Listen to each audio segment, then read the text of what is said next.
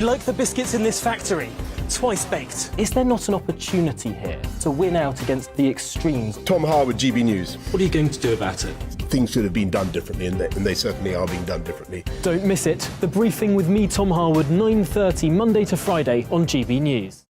Where would you like to go? Just take me to the studio, please, Matt. You know where you're going. I've got a show to do. Friday Night Feast on GB News, 7 p.m. And it's like nothing you've ever seen before. We take a different angle on the week's biggest news stories. The viewers and listeners set me some absolutely mad challenges to do. We tried to rehome a rescue dog. And yes, there's some other wacky stuff in there as well. I feel like I could take on the world. Well, that's that. Friday Night Feast with me, Patrick Christie's, every Friday, 7 till 9 p.m. on GB News. Be there.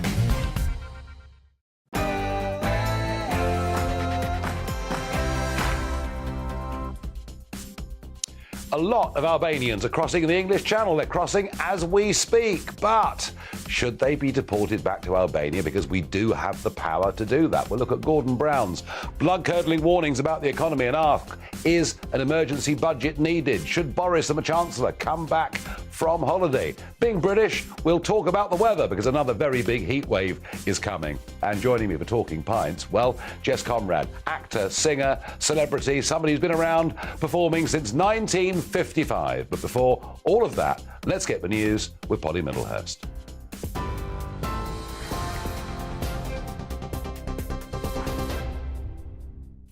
Nigel, thank you. Good evening. The top story on GB News tonight. Scotland's First Minister has called for an urgent meeting with the heads of UK government to address the cost of living crisis. Nicola Sturgeon has written to the Prime Minister warning the UK can't afford to wait until September for further action to be taken. Downing Street has rejected the calls by the former Prime Minister Gordon Brown to hold a Cobra meeting on the situation. It says Boris Johnson has no plans to bring in new fiscal measures before the end of his premiership.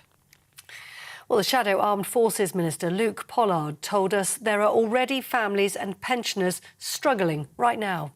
We don't see bolder measures taken now, not waiting until the autumn, then I fear we're going to see an increase in deprivation, increase in hunger, and more people turning off their heating in the winter months, which we know will only lead to more health problems and further pressure on an NHS that's already in crisis. South London's Merton Council says an incident where a child was killed when a house collapsed was the result of a gas explosion. The Metropolitan Police believe the victim was a 4-year-old girl. Nearby homes were damaged by the blast in Thornton Heath. 3 people have been taken to hospital whilst a 4th person was treated at the scene. The London Fire Brigade says a police investigation is now underway.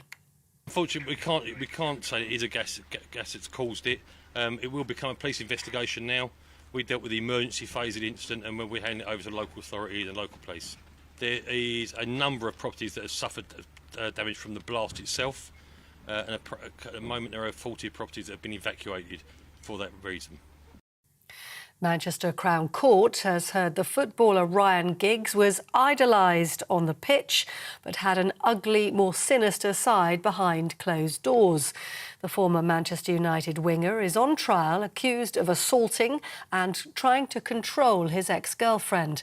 The 48-year-old allegedly used controlling and coercive behaviour against Kate Greville between August 2017 and November 2020. He's also charged with assaulting her younger sister. He's pleaded guilty to all charges. 50 properties have been damaged and 4 people rescued after a burst water main flooded an area in North London. Roads were closed as 3 feet of water swept through streets in Islington, creating 2 sinkholes. Thames Water has apologised to affected customers. But that comes as several water companies put hosepipe bans in place amid a prolonged spell of dry weather ahead. And a heat health alert has been put in place for parts of England from tomorrow until Saturday, as the UK braces itself for yet another heat wave. In fact, the UK Health Security Agency is advising people to look out for older people or those with existing health conditions. The Meteorological Office says temperatures won't hit the highs of 40 degrees like last time, but they could reach up to 35. That's it. You're up to date on TV, online, on your radio via DAB+, where it's time now to go back to Nigel Farage.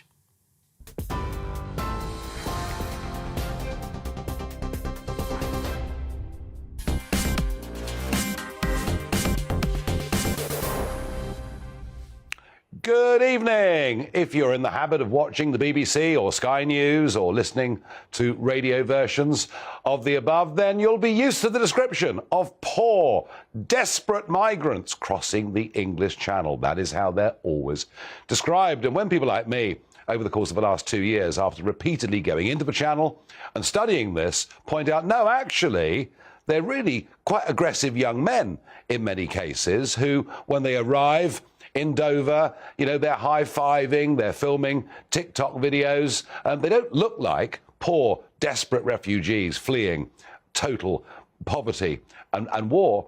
And these TikTok videos have been put out over the weekend in Albania, and here they are basically boasting. They're boasting about what a great trip they've had across the Channel, how wonderful it is to be in the UK. And remember, I showed you these videos last week. Well, little did I know just the extent to which Albanians have started to come, because there was a really big story that came out in the Mail on Sunday. My political colleague Richard Tice was the source of much of it, explaining to us that for a period in July, over 40% of those that came were from Albania. Well, let's get this straight. Albania is a NATO member. Albania is an applicant to join the European Union. Albania is a holiday destination for people from the United Kingdom, and not one single one of those young men that has come from Albania would ever qualify as a refugee under any definition. And we have the power, in that case, as they've come illegally, to send them back, along, by the way, with the 1,500 Albanians that are currently in British prisons. And yet, we appear to be doing nothing. What I can tell you is the Albanian involvement in the drugs trade and many other illegal activities is reaching a level that genuinely worries the Metropolitan Police. And there is this curious trend, you may have seen it, of so-called Turkish barbers setting up all over the country. You'll find in almost every case they're Albanian. You'll find that actually most of the car washes now are run by Albanians. Could it be that these businesses effectively are fronts for pushing money through? I'm going to investigate that more deeply over the course of the next few weeks. But for now, my question to you: should Albanians that illegally cross the English Channel be deported back to Albania, as we have the right and the power to do? Farage at gbnews.uk. Now, over the weekend, there was perhaps a slightly better sign from our French friends on the other side, who we continually send extra tens of millions of pounds to stop the cross-channel trade. And Mark White, our Home and Security Editor. Mark, the French, it looks like perhaps for once even doing their job. Yeah, they were photographed on a beach between Calais and Dunkirk, going up to a migrant boat, one of these bigger boats that was about to carry 45 people across the English Channel, jumping out of the vehicle, stabbing it, puncturing it, and smashing up the outboard motor. So let's have a look at it. How often this will happen, we don't know. It comes, of course, as we reach that figure of 18,500 people who've crossed. Here's my report.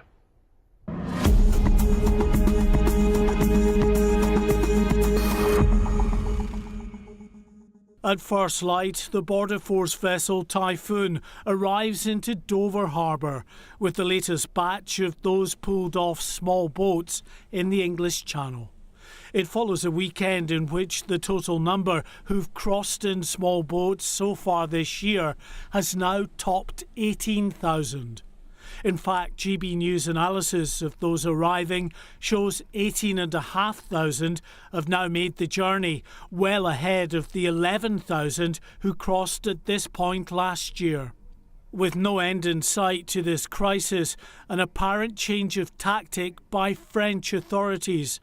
We've obtained these images of a group of Channel migrants on the beach at Gravelines between Calais and Dunkirk. As they make a dash for the water, an unmarked police vehicle races to intercept them. Within seconds, police jump out and start puncturing the inflatable with a knife. Moments later, as the boat deflates, they start smashing up the vessel's outboard motor. Those who had seconds earlier been racing towards the sea made a dash back towards the dunes. The former head of UK Border Force says he welcomes this belated change in the response of French law enforcement. This is a good sign that we are now seeing this kind of operational collaboration, and I hope very much that the French police will continue to augment their resources on the French beaches and to disable these vessels, because that can only be beneficial to us. But for every boat the French stop, many more make it across. On the same day they were puncturing the dinghy on the beach, 10 other small boats made it to UK waters, and 337 people were taken here to the processing centre at Dover Harbour before formally entering an asylum system already in deep crisis. Mark White, GB News. So those shots were taken this morning. As I understand it, there are operations going on the Channel right now. Yes, that's right. First boat came in just at first light this morning and still out in the Channel this evening. It's still going on. The Border Force catamaran Hurricane is out there at the moment, Nigel. It's been out there for about 4 hours in the same type of area. We think they've maybe picked up 3 boatfuls and we'll be heading back to Dover at some point in the near future. I mean, great to see the French stabbing one of the boats. I'm delighted. But you know what? If you look at that coastline from which those boats launch, it's certainly over 40 miles long, and it could be even longer than that, possibly. Hundreds of square miles of sand dunes. I mean, it would take literally thousands of police, wouldn't it, to stop these boats coming? Yeah, it's a massive area. I mean, I think they know roughly the beaches that they're setting off from, but still, it's a big commitment law enforcement-wise. The cynic in me perhaps suggests that we should look to some timing.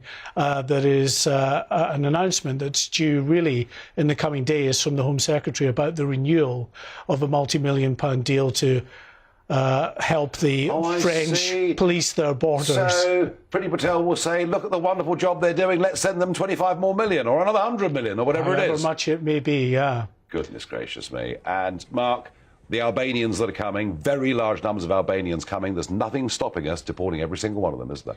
No, well, I mean, having watched this whole crisis grow over the years, Albanians now, I've seen it when there were Romanians and Bulgarians coming across when they weren't in the European Union. Vietnamese, lots of African nations, they're all represented. They're not fleeing war-torn countries. They are fleeing poverty, perhaps, in their own countries.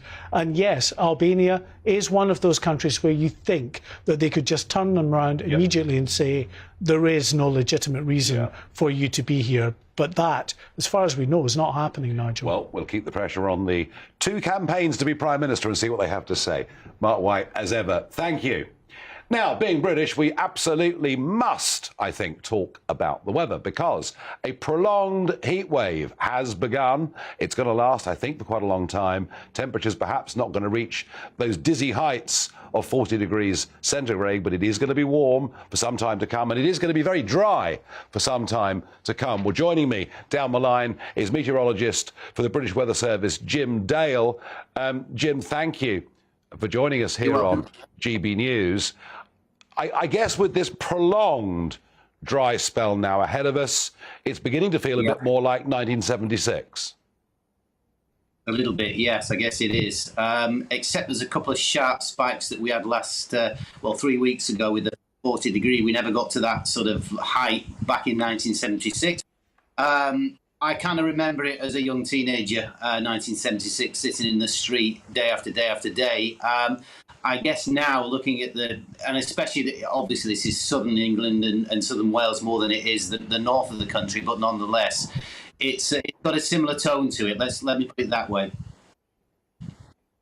Yeah, no, it does certainly feel that way to me, and I remember it extremely well, I must say. Now, big campaign, fire chiefs now saying that not just disposable barbecues should be banned, but urging people not even to have outdoor barbecues on their patios or elsewhere. That, I think, is going a little bit too far, but just give us some assessment of where you see water levels in southern England and elsewhere as we face some quite substantial hosepipe bans coming in from this Friday. Yeah, sure. Going back, you've got to go back to the winter, actually, because it starts. This is not a short thread, if you like. This didn't happen yesterday or even a couple of weeks ago. This goes all the way back to the winter time and then through a very dry spring and an equally dry early summer. And we've arrived now, and some of these areas that we're talking about, and you're showing pictures of the very brown grass, if it does exist at all, it's probably all dead. No, this is really not. It's kind of crept up on us in a way, but it's kind of gone on and on and on without any meaningful rainfall whatsoever. And looking forward, I actually don't see, the models are not seeing anything going forward now for another 7 to 10 days in the south. Maybe by next Monday we'll start to see a bit of rain in the north. Again, so it's the southern counties really, roughly from the Wash down to Bristol Channel, that will probably arguably miss this, the areas that most need it. So the drought continues and it will only get worse. And those barbecues, by the way, the fire prevention people, they're right. They're absolutely right. We've got to do everything to stop. I noticed today in the Chilterns in Buckinghamshire, where I live, fires breaking out, and sadly there'll be more to come. And they do cause a lot of problems on the roads and other places. So, and with a bit of wind blowing as well, Nigel, you're going to see. I can use the word wildfire because that's probably the right terminology when these fires start to rage. So, it's all ahead of us. Yeah. Yeah, no, we've got to be sensible. Absolutely, I agree with that. And maybe the restrictions will get even worse. Now, there are some saying that despite the fact we saw this in 1976 and we saw it in 1911 and there have been other hot, dry summers with mini droughts, is this all climate change in your view, Jim? I knew you'd get onto that one. Let me say this: a single event you can never put down to climate change per se. So in other words, the fact we've gone through a drought, we did in 1970, you can't say, well, that's climate change. However, the trick is to join the dots. That's what we do in this job as a meteorologist and climatologist. That's what we do. Now, if you're joining the dots, you've got to look globally. Climate change does not just exist in the UK. It's a global thing. So look at America. Look at what's happened in the rest of Europe, or good parts of the rest of Europe. Look what's happened in Japan, for example. I'm talking about the extreme temperatures that have been seen. Go to the southern hemisphere in wintertime, record-breaking temperatures in the winter in New Zealand. You join those dots, it points in one direction and one direction only, along with the data that goes with it. And that is the climate change that comes in. So this event would have happened. It's just been accelerated with it. If you see what I'm saying. Well, help me with one thing, because I was flying back from America overnight and reading the New York Times, and a big screaming headline: 3 downpours in 8 days. How extreme rain soaked the Midwest. 39 people died in the Midwest over the course of the last few days, and definitively,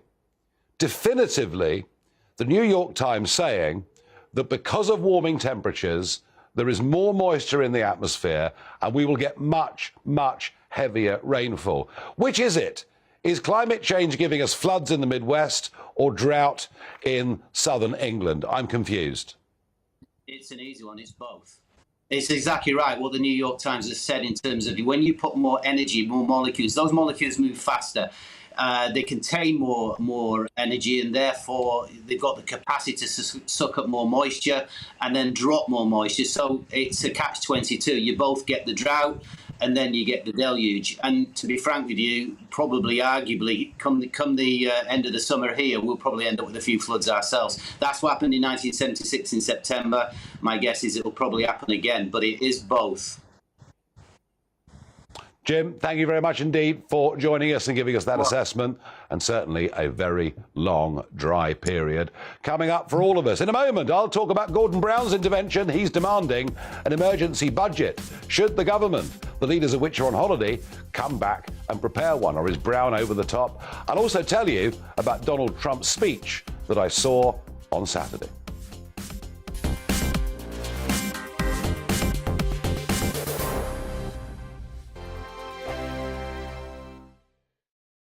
We are GB News. We're right across this great nation. On TV. On radio. On digital. Absolutely everywhere. We don't talk down to you. We embrace all voices with honest and civilised conversation. We are not part of the establishment. We're one of you. And we're only getting started. Join us on GB News, the People's Channel, Britain's news channel.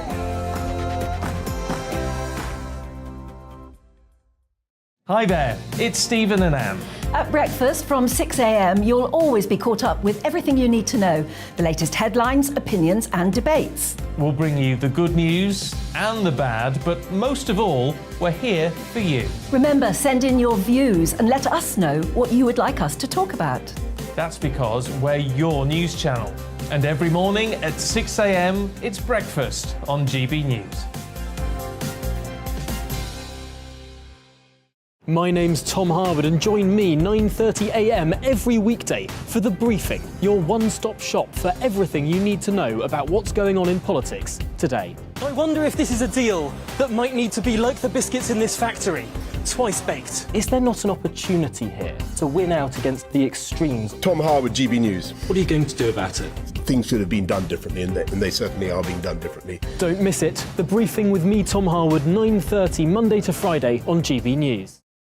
Where would you like to go? Just take me to the studio, please, Matt. You know where you're going. I've got a show to do. Friday Night Feast on GB News, 7 p.m. And it's like nothing you've ever seen before. We take a different angle on the week's biggest news stories. The viewers and listeners set me some absolutely mad challenges to do. We tried to rehome a rescue dog. And yes, there's some other wacky stuff in there as well. I feel like I could take on the world. Well, that's that. Friday Night Feast with me, Patrick Christie's, every Friday, 7 till 9 p.m. on GB News. Be there.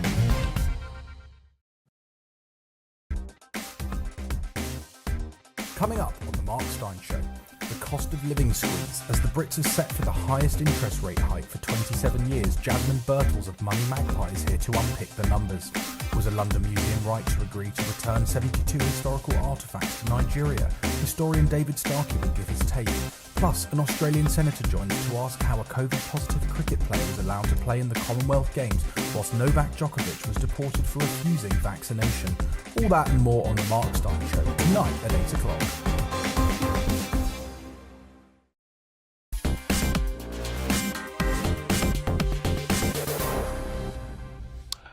Welcome back. I asked you, should we deport people from Albania who illegally cross the English Channel? Because I can't see any barrier to it. Your reaction? Well, unsurprisingly, really, Matt says they should only be deported if they have no right to stay. Well, that's a fair point. They have no right to stay. They're coming illegally. None of them, I repeat, not one of them would qualify as a refugee. And that's the really key point about this.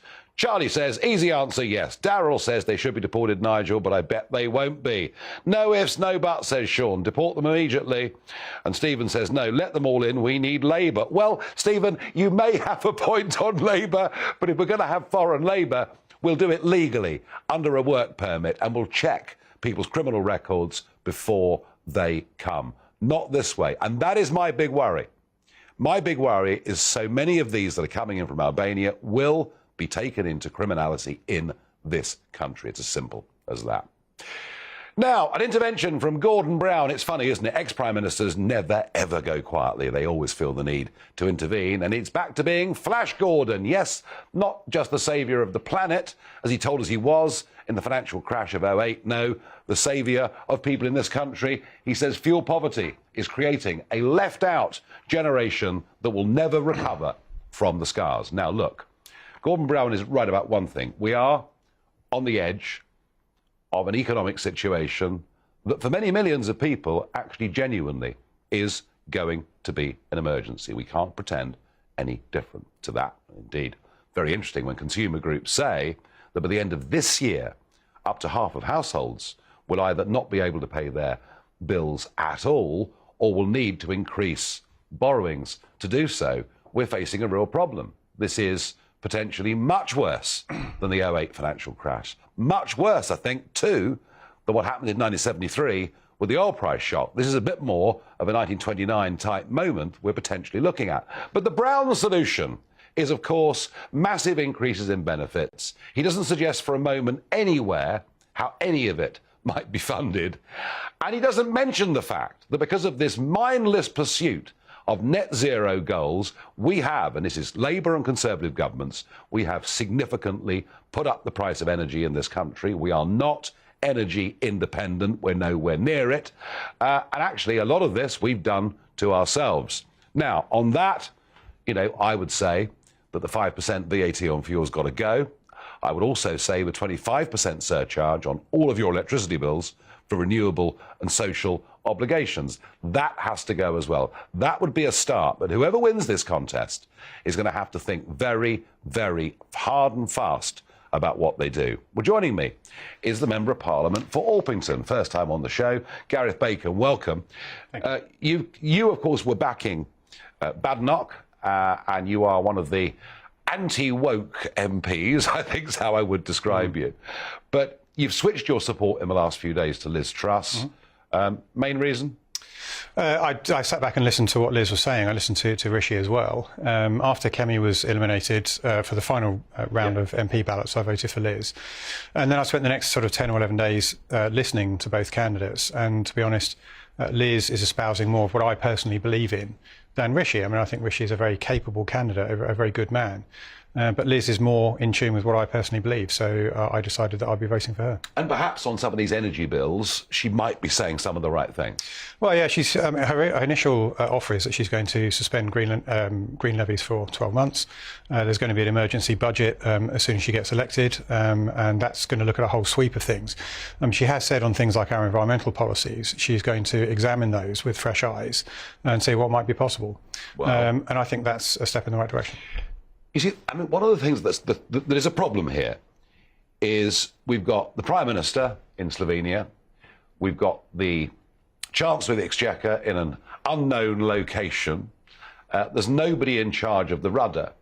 At the very moment when the Governor of the Bank of England says we're going into a 15-month recession, when things are worsening, when there is now a campaign of, and I'm not encouraging it, by the way, but there's a campaign of civil disobedience up and running, saying, you know, we're just not going to pay our bills come the autumn. And we're normally a very law-abiding country, but I'm concerned that things might get out of control. We can't wait till the 5th of September.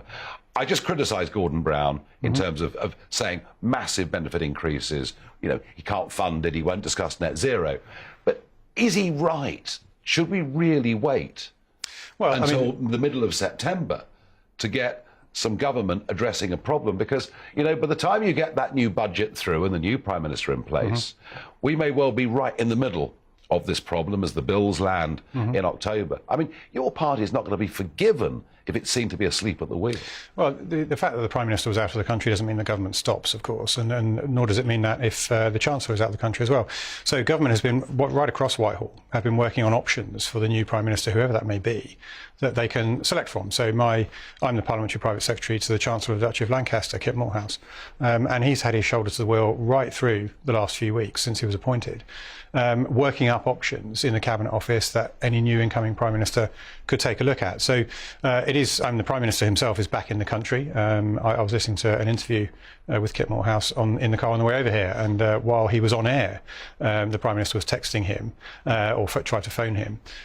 So they were picking up afterwards. Should we wait for an emergency budget, or is Gordon Brown right to say that Parliament should be recalled given what we face? Well, there's no point in recalling Parliament unless you have a budget to talk about. And a lot of preparatory work has to go into that. You can't knock these things up on the back of an envelope. So, of course, I mean, the work is going on in Whitehall now. Of course, there needs to be a new government, and then there'll be an emergency budget. Thoughts about the clips that you've seen today and the newspaper headlines yesterday? Now a huge number of young Albanian men. They're all men, all young men, coming in from Albania. There's no ECHR problem here because we absolutely know they don't qualify for refugee status in any way at all. We've got 1,500 in our prisons at the moment. Do you think Liz Truss will deal with this? Yes, I mean, what we're describing is illegal immigration. Yes, absolutely. The whole boat problem coming across the Channel over the last 2 years has been illegal immigration. There are safe routes into this country legally, and these people are abusing it, and it's people smugglers that are doing it. The government have done nothing. Well, the government have done quite a lot. Well, they failed. Not yet, they haven't. Hang on a second. 28,500 people across the English Channel last year Gareth, in small boats, despite Priti Patel promising us over and over and over that she had the solution. People are pretty angry about this. What I'm saying to you is, Boris was always soft on this. He was always soft on immigration. And when it came to Brexit, and you were a Brexiteer too, as I was, you know, many of us wanted ECHR dealt with at the same time. It wasn't. I'm asking you, you know, Liz Truss's favourite to win. You've backed her. I don't see any evidence she's going to grip this. Well, what Liz Truss has said that she would do, so firstly we'll talk about what Priti Patel has done, and then we'll talk about what Liz Truss will do to build on that. So Priti Patel has got the Nationality and Borders Bill through Parliament. Now that is no small thing. She was fought every step of the way by the Labour Party, by the Liberal Democrats, by the Scottish National Party, by the Green Party. And the BBC. And the BBC and much of the mainstream media, let's be honest about that. And we had to vote again and again and again in the House of Commons. I recall one day we had 14 separate votes to reject amendments that come from the House of Lords, the unelected House of Lords, which are trying to overturn much of the central thrust.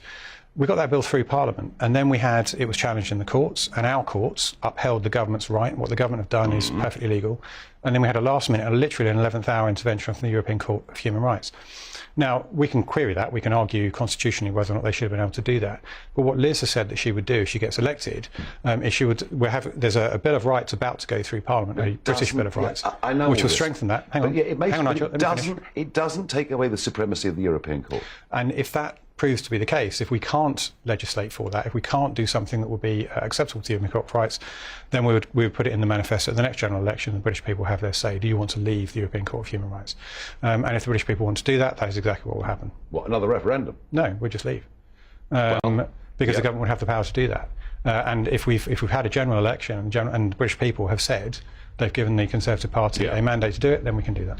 No, I get that. I just worry, for the sake of your party, that people will have run out of road by then and lost faith, and that's the problem, I think. The thing I would say to that, Nigel, is that my party is trying to solve the solution. What are the other parties doing? Oh, I'm not suggesting Labour will be any better. Not for one moment. Gareth Baker, thank you very much indeed for joining us. Now, I flew out on Friday to Dallas. It was a CPAC conference out in Dallas. Well, you know who the star of the show was. It wasn't me, although I did get quite a good reception. No, the star of the show, of course, was Donald Trump, and he had a remarkable week. All the candidates that he backed in the primaries, and these are candidates going through in, unlike the British Conservative Party, anyone can run for office in America through the open primaries. All the people he backed to become candidates to be governor, to be senators, they all got through. So he was in a pretty ebullient mood. And he's putting forward a new policy proposal to do with homelessness.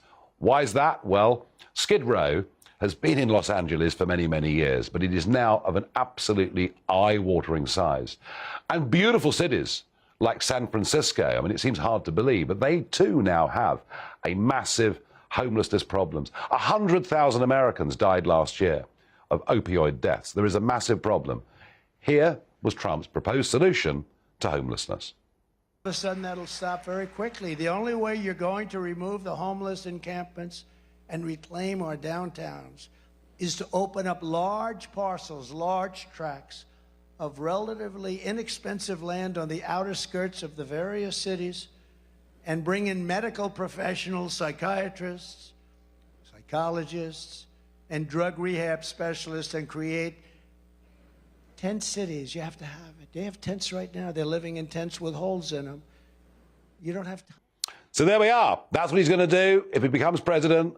They're going to sweep the homeless off the streets, put them into new settlements, give them medical treatment, give them psychological treatment. Try, and he did say later on in the speech, we won't succeed with everybody, but we will succeed with some. And I can see the Democrats absolutely screaming, this is terrible.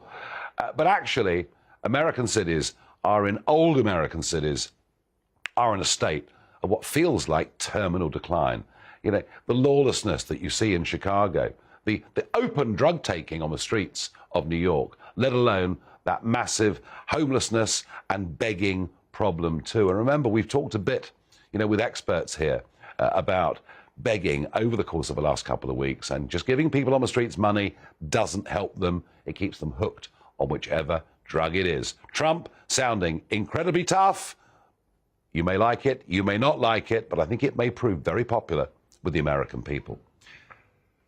Water shortages, hose pipes bans coming in on Friday.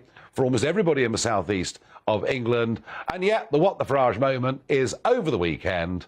In the last 24 hours, we've had yet more big water bursts and floods. There was one in Islington, and you can see the water cascading down into the underground station. There was another one in Dartford. And a lot of people say, well, why should I not be able to use my hose to water the roses or whatever it is when huge quantities of water like this are literally disappearing? And you can find websites that will quote how many billions of water are lost by the water companies. And I understand that anger, I understand that frustration, but to be fair to the water companies, the amount of money they lose is significantly lower than it was 20 years ago. So they are improving things, but as with much of our infrastructure, whether it's the underground in London, whether it's the sewers in London, with much of what's in place and we use as our infrastructure, a lot of it actually comes from the time of the reign of Queen Victoria. Not surprising that it quite often goes wrong. Some more thoughts from you on whether we should be deporting Albanians, given that we have the power to do it as they've come here illegally. Graham says, shouldn't be allowed to stay here, full stop. UK citizens are suffering with the cost of living crisis, and we all have to pay for them to stay in hotels. Send them back to France and let them keep them. Richard says, absolutely, 100% straight to the airport. And he says, yes, immediately, if not sooner. And a final thought on this. Ryan says, of course they should, but as we know, unless we leave the ECHR, lefty lawyers will stop any deportations. My patience is wearing thin. Ryan, I can tell you what, the patience of millions of Conservative voters, particularly in the Red Wall, is wearing very thin on this issue. They voted Brexit. Many of them voted Conservative for the first time in their lives, and securing our borders and doing things properly was a big part of that package. But in this case, I do not believe the ECHR would intervene in any way in the case of Albania. I repeat, it is a NATO member. It is an applicant state to join the EU, and it's a place where British people actually go on holiday. ECHR wouldn't intervene. There is no way any one of these men would qualify as a refugee. Now, a change of gear. In a moment, I'll be joined by a real veteran singer, actor. He's been in all sorts of things over the years. Russ Conrad joins me for Talking Pints.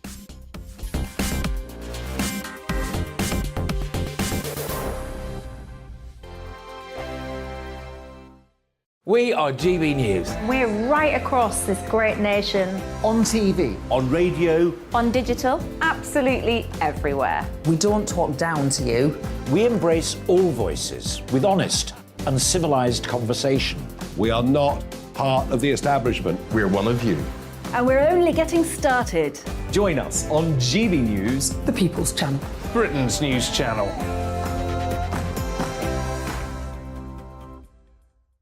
Hi there, it's Stephen and Anne. At breakfast from 6 a.m, you'll always be caught up with everything you need to know, the latest headlines, opinions and debates. We'll bring you the good news and the bad, but most of all, we're here for you. Remember, send in your views and let us know what you would like us to talk about. That's because we're your news channel. And every morning at 6 a.m, it's breakfast on GB News. My name's Tom Harwood, and join me 9:30 a.m. every weekday for The Briefing, your one-stop shop for everything you need to know about what's going on in politics today. I wonder if this is a deal that might need to be like the biscuits in this factory, twice baked. Is there not an opportunity here to win out against the extremes? Tom Harwood, GB News. What are you going to do about it? Things should have been done differently, and they certainly are being done differently. Don't miss it. The Briefing with me, Tom Harwood, 9:30 Monday to Friday on GB News. Where would you like to go? Just take me to the studio, please, mate. You know where you're going. I've got a show to do. Friday Night Feast on GB News, 7 p.m. And it's like nothing you've ever seen before. We take a different angle on the week's biggest news stories. The viewers and listeners set me some absolutely mad challenges to do. We tried to rehome a rescue dog. And yes, there's some other wacky stuff in there as well. I feel like I could take on the world. Well, that's that. Friday Night Feast with me, Patrick Christie's, every Friday, 7 till 9 p.m. on GB News. Be there. As the race for number 10 intensifies, we are giving you the chance to get to know our next Prime Minister. We've invited the two candidates to meet you, the GB News viewers, and let you put your questions to them. Head directly to gbnews.uk or send me your questions to questions@gbnews.uk. Join Alistair Stewart for the People's Forum with Liz Truss. Wednesday at 5, only on GB News, the People's Channel.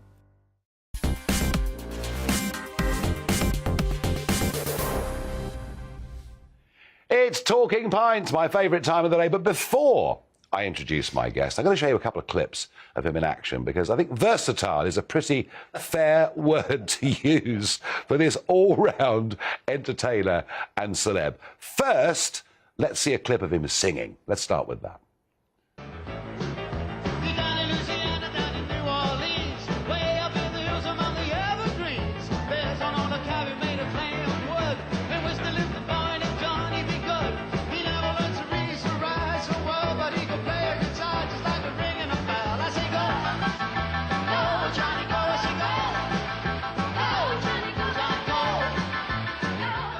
But you see, he became very famous as a singer, but he's done some remarkable roles in acting, and here he is in, of all things, Miss Marple. Do you think Josie Turner knew about the adoption business? I don't know. She usually knew what was in the wind. She's got her head on a Josie. Matter of fact, seems to me more likely that Josie planned it all than little Ruby sized it up for herself. Why do you think that? Josie was as cross as I was when Ruby didn't turn up for the exhibition dance. I wondered why at the time. It'd make sense if Josie had told her to keep her nose clean, wouldn't it? If you could give me just one moment, please, madam.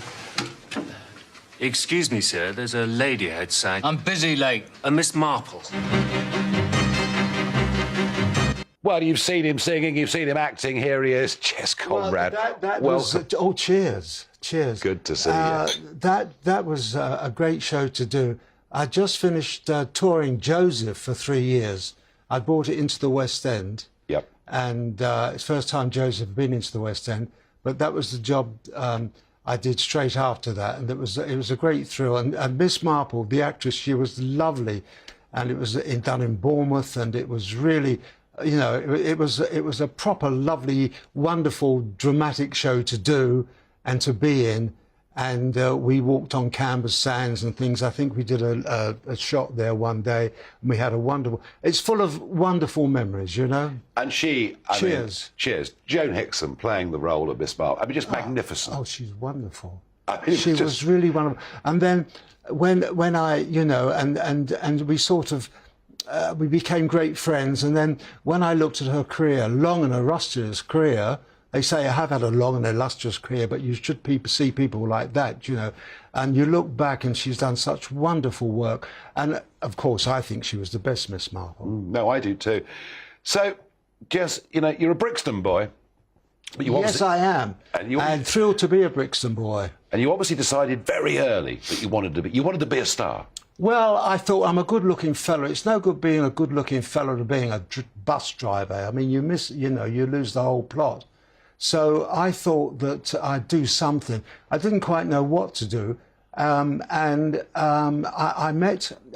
was in a coffee bar in like a place they call Little China now, but it was a sort of actor's place, which I didn't realise. And I was sitting there one day with a milk and a dash. That's what we used to drink then, a milk and a dash. Michael Caine was always in there as well with Terry Stamp. Michael Caine was always with beautiful girls. He was a great charmer. And so I didn't realise it was a sort of actor's place. And I'm sitting there, and a fella comes in called Larry Taylor, who I'd just seen in the film that afternoon. And I went, God, love a duck. I said, I've just seen you in a movie. He said, yes, you know. I said, how'd you get into showbiz? He said, well, he said, you're a good-looking boy. I said, well, there's nothing wrong with your eyesight. I didn't say that. But I said that sort of thing. Anyway, he said, go round to see a woman in the Artists Association, Film Artists Association. It's near the stage door of the London Palladium. Go round there, and you can charm her, she said, and you can become a film extra. Me become a film extra? I couldn't believe it. Sort of in films, you know. So I went to see this woman, and they asked you silly things then, because people didn't have swimsuits in then, and dinner jackets were out of the question. So she went through. Do you have a swimming suit? Yes. Oh, yes. Do you have this, that, and the other, that? And then the thing at the end, do you have a dinner jacket? And that's always, oh, no, dinner jacket. Now, what do they look like? But I did have a dinner jacket because my father was a mason, and they had a ladies' night once a year when, he used to take Mum out to the West End, and he bought me a dinner jacket. So I said, yes, I do have a dinner jacket. So she thought, bosh, bosh, bosh, everything was a tick. So the very next day, I had a call, and I had to go to Pinewood Studios to do my first film. Something on Parade. What would it be? Privates on Parade? Something like that. And so it began. So it was, and the first day on the set, I was a soldier, and I was very slim in those days, so you had to take your shirt off and everything. So I looked good, and the director put me in a nice position, at film extras, nice position. And then this fat guy came out onto the set. He was a bit late arriving that day, and he said, the director said, "No, you're too fat." He said, "You can't be in this scene." He said, "You've got to be slim. You're starving." He said, "Listen, Governor," he said, "only got captured yesterday." So I thought, this is the real film game. Everybody's at it, Everybody's telling little porcupines to get on. And I really loved it. I really loved it. And then, I said in the end, a guy comes on and says a couple of lines, and he gets his own chair with his name on the back, and I wanted my name on the back of the chair. So how do you do that? So that's a different... that's equity, different union. Yeah. In those days, you had different unions. We don't have unions like that. But the really big break for you, yes, was oh boy, and suddenly you're a singer, and suddenly you're producing hit after hit after hit, and you are voted the most popular singer of England's most popular singer, over Adam Fabe and Cliff Richard. Yeah. Who's my dearest friend, of course. And it was just one of those things where there was a star in America called Fabian, who was a great-looking guy but couldn't sing a note. And when Jack Good, I went to see Jack Good, I found him in a hall in Chiswick, and Eddie Cochran was there rehearsing with him, Gene Vincent, these big 60s icons. And I came in, he'd just seen me in Play of the Week the night before, so I was all over the newspapers. Who is this new boy? Because I played a pop star in Play of the Week, and it was all over the newspapers. Who is this new boy? Blah, blah, blah, blah, blah, So I went in to see him, and he saw me, because he was like the Simon Cowell of that era, so he thinking all the time. He saw me, he thought of something. He said, "OK, fellas, that's it, finished for the day." Eddie Cochran walked this way past me. Gene Vincent walked. I thought, "My God, these are big icons." And then he said, "What can I do for you?" I said, perhaps I could compare one of your shows, because I've been on television the night before, and I've made a big thing in all the papers. So he said, "Can you sing?" I said, "No, don't be silly, I can't." Me sing? He said, So he gave me a broomstick to hold on as if it was a microphone, and I sang Chicka Chicka Honey, which is a funny number. And he went, "It's true, Jess, you can't sing a note, but you have certain teenage appeal. I can make you a star by next weekend." I went, "What? Make me a star by next week?"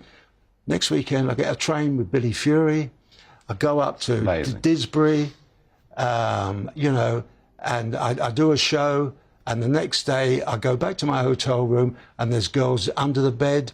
There's girls in the cupboard, and they it must have been tough. And we called them chicks then, and Billy Fury said, "Oh yeah, chicks, man. Yeah, there's always lots of chicks about." but it was all going brilliantly for you until the Beatles come along. The Beatles came along, and by that time, yes, I mean, the thing is, I wanted to get married to Miss Kamei, the beautiful woman in England, Miss Kamei.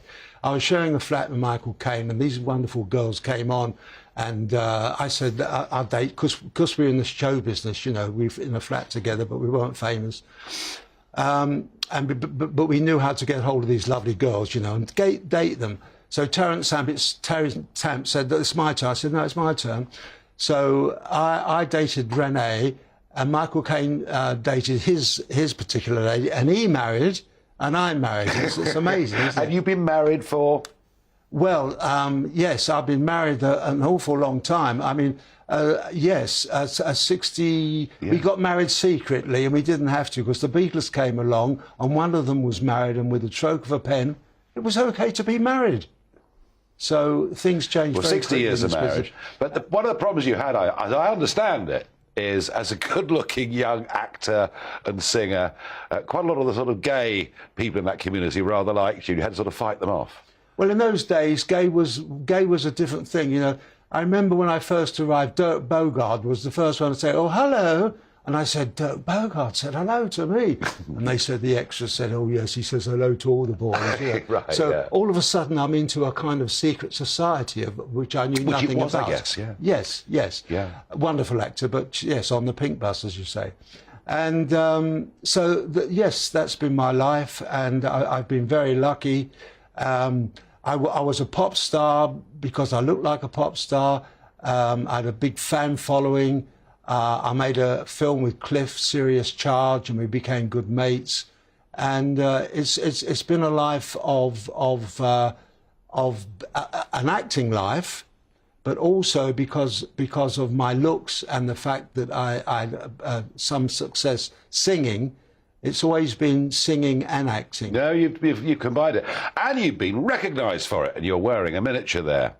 Oh, OBE. The Order of the British Empire. How about that? Or Old Big Ed. But yes, I was so thrilled. Royal Highness Princess Anne gave me this great honour, and it was a wonderful day. She said, "I hope you're not disappointed I'm not the Queen." And I said, "No, Mum, as long as you're not disappointed I'm not George Clooney." And thank God she laughed. Otherwise I would have been in the Tower of London. But she had such charisma. She's phenomenal. Such charisma. Yeah. She was knocked over. She was absolutely wonderful. And of course, because she gave me my OBE, I love her even more. But it was a wonderful afternoon, and I was so thrilled. And that was because £100,000 I raised for charity. Yeah, well, you've been good I run at the this. showbiz football team. Yeah. I played in goal because I got to wear a different colour costume than anybody else. But I love my football and raising money for charity. And you've done wonderful. golf events and all these different things that you've done. And Well, I don't know if it's because of the Sinatra, the Clan, and all of that they all played golf. That the English boys started to play golf, and to be a success in show business. If you played golf, it was almost like as if you played the Palladium. Yeah, well, you've combined your love of sport with charity, but it's quite interesting, isn't it? I mean, I think we can reveal your age to the audience. That's okay, isn't it? Oh yes, I look great. Right, he's 86. I mean, Yes, he doesn't look it. He's I'm 86. I'm 86. But he's doing pretty well. But you've got loads of work coming up. Yes, it seems that all of a sudden everybody wants Jess Conrad. I mean, I thought now, I thought I'd moved to the Garden of England, Yep. which is Kent. Yep. And I say that because I thought, oh, that's nonsense. But now I'm there. It is the Garden of England. It is absolutely fantastic. But you're not retiring because you're going to be in Doctors. There's, there's an album coming, I'm told. No, I know people want Jess. And I quite like it, too. I thought, oh my goodness, it's fantastic. They want Jess at this age, and I'm so thrilled. I mean, show business is a wonderful career. It keeps you on your toes. You have to keep fit. Yeah. Well, you've done it.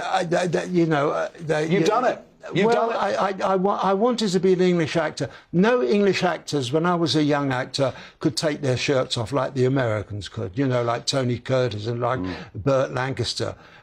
No English actor, and they were all leading men. They didn't give a monkeys about keeping fit or going to a gym. Mind you, going to gyms in those days wasn't a popular thing. But you've done all of it, and I've got to tell you, it's a fantastic career, and you're great fun to have on. Thank you. Talking Pints guest. And it's great to be here. It's a pleasure. Thank you.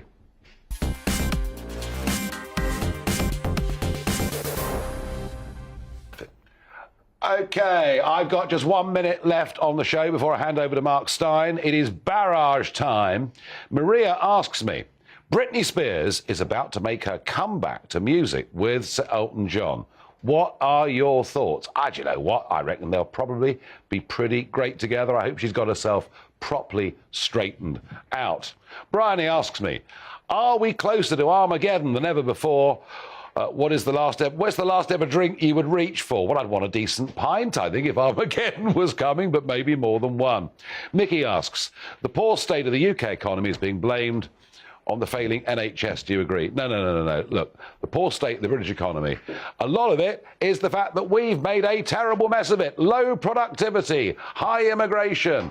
We've made some terrible mistakes. But hey, I need an hour to answer that. But I haven't got time because I'm being usurped right now by Mark Stein. It's going to need a lot more than one pint to get me through Armageddon, Nigel. I love that. By the way, Jess Conrad is terrific. He did that song of his, This Pull Over, which I always love, and Tony Blackburn tried to steal it from him.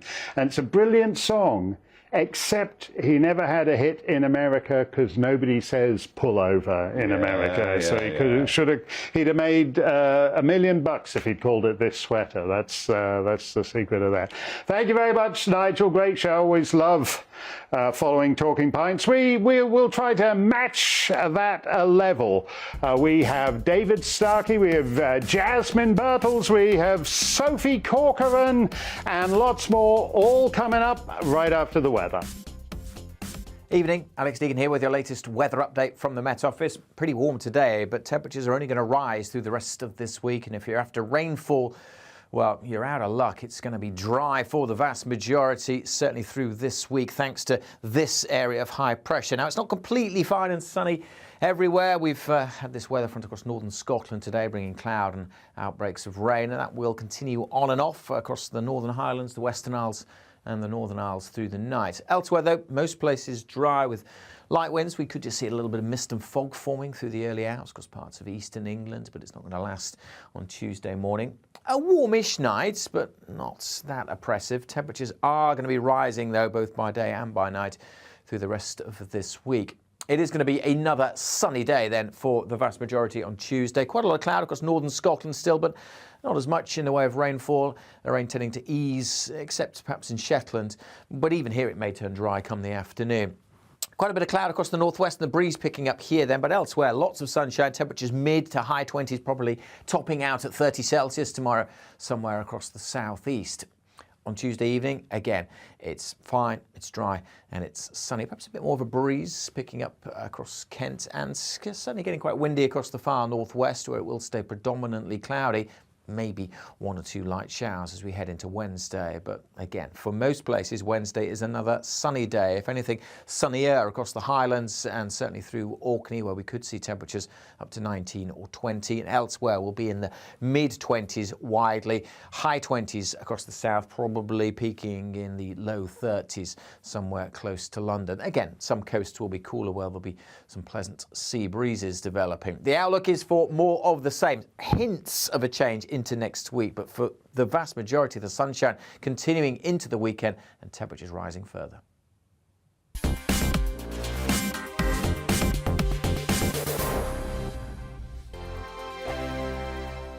We are GB News. We're right across this great nation. On TV. On radio. On digital. Absolutely everywhere. We don't talk down to you. We embrace all voices with honest and civilised conversation. We are not part of the establishment. We're one of you. And we're only getting started. Join us